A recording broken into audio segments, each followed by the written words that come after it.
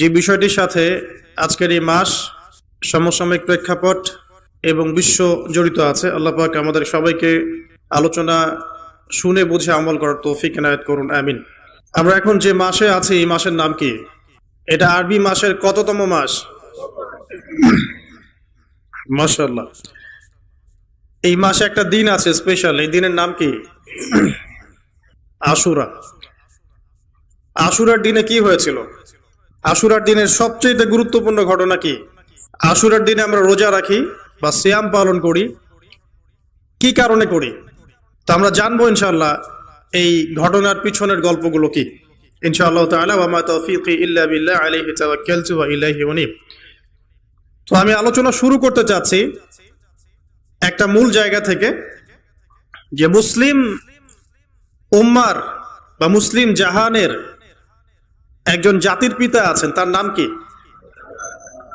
মাশাআল্লাহ, ইব্রাহিম আলাইহিস সালাম। ইব্রাহিম আলাইহিস সালামের দুইজন সন্তান, একজন ইসমাঈল আলাইহিস সালাম, আরেকজন ইসহাক আলাইহিস সালাম। আলোচনা একটু মন দিয়ে শুনতে হবে, কোন অংশ যদি মিস করে ফেলেন তাহলে হয়তো বুঝতে পারবেন না পরের অংশটা। আবুল আম্বিয়া ওয়াল মুরসালিন, অর্থাৎ নবীগণের পিতা ইব্রাহিম আলাইহিস সালামের দুইজন সন্তান, একজন সন্তানের নাম ইসমাঈল আলাইহিস সালাম, আরেকজনের নাম ইসহাক আলাইহিস সালাম। ইসমাঈল আলাইহিস সালাম জন্ম নিয়েছেন হাজেরা আলাইহিস সালামের গর্ভে, আর হাজেরা আলাইহিস সালামকে রেখে আসা হয়েছে কোথায়? মক্কায়।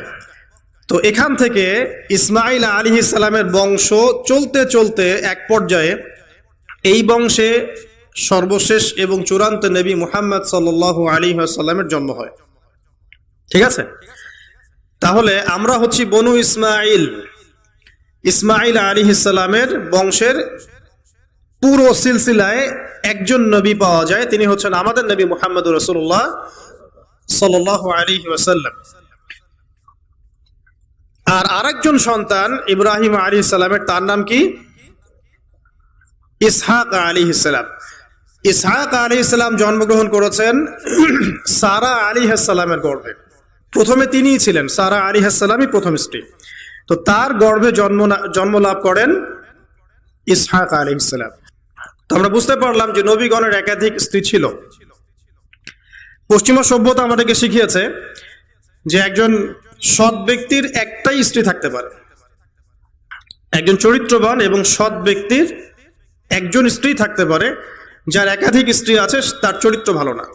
এটা পশ্চিমারা আমাদেরকে শিখিয়েছে, এবং পশ্চিমা গোলক ধাঁধায় যারা নিজেদের দর্শন হারিয়ে ফেলেছে তারাও এই মতাদর্শে বিশ্বাস করে। তবে তারা এটা বিশ্বাস করে যে একজন স্ত্রী থাকলেও একাধিক মেয়ের সাথে শারীরিক সম্পর্ক রাখা ভালো। আর ইসলাম বিশ্বাস করে যে যদি কারোর সাথে শারীরিক সম্পর্ক রাখতেই হয় তাকে স্ত্রীর মর্যাদা দিতে হবে। তো যাই হোক, ইব্রাহিম আলাইহিস সালামের দুইজন স্ত্রী ছিলেন। সারা আলাইহিস সালামের গর্ভে ইসহাক আলাইহিস সালাম জন্ম লাভ করেন, এবং সেটা অনেক দেরিতে, অনেক বয়স হওয়ার পরে, বার্ধক্যে উপনীত হওয়ার পরে। তো ইসহাক আলাইহিস সালামের ছেলের নাম হচ্ছে ইয়াকুব আলাইহিস সালাম। তারা থাকতেন শামে, অর্থাৎ প্যালেস্টাইনে। আর ইসমাঈল আলাইহিস সালাম তারা থাকতেন মক্কায়। দুইটা জায়গা আপনি চিনতে পারছেন, প্যালেস্টাইন আর একটা হচ্ছে মক্কা। মক্কা ইসমাঈল আলাইহিস সালাম, যার সিলসিলায় মুহাম্মদ সাল্লাল্লাহু আলাইহি ওয়াসাল্লাম, আমরা যার উম্মত। আর ওই যে প্যালেস্টাইন, শাম দেশ, সিরিয়া, জর্ডান, লেবানন, প্যালেস্টাইন, এই জায়গাটাকে বলা হয় শাম। এই প্যালেস্টাইনে ইসহাক আলাইহিস সালাম, যিনি সারা আলাইহিস সালামের গর্ভে জন্ম নিয়েছেন। ঠিক আছে, ওকে। এবার ইসহাক আলাইহিস সালামের পরবর্তী জেনারেশন, তার নাম হচ্ছে ইয়াকুব আলাইহিস সালাম। আর ইয়াকুব আলাইহিস সালামের আরেকটা নাম হচ্ছে ইসরাইল। কি নাম? ইসরাইল। এই কারণে ইয়াকুব আলাইহিস সালামের বংশধরদেরকে বলা হয় বনু ইসরাইল। এবার বুঝতে পারছেন বানু ইসরাইল কাদেরকে বলা হয়?